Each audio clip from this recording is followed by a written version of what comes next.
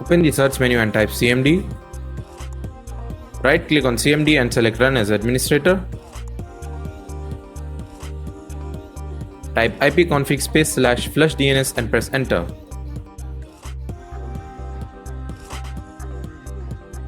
Type netsh winsock reset and press enter.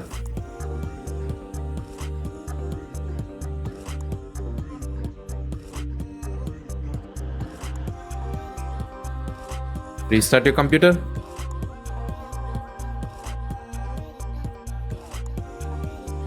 After restarting, open the search menu and type Network Reset. Open the Network Reset app.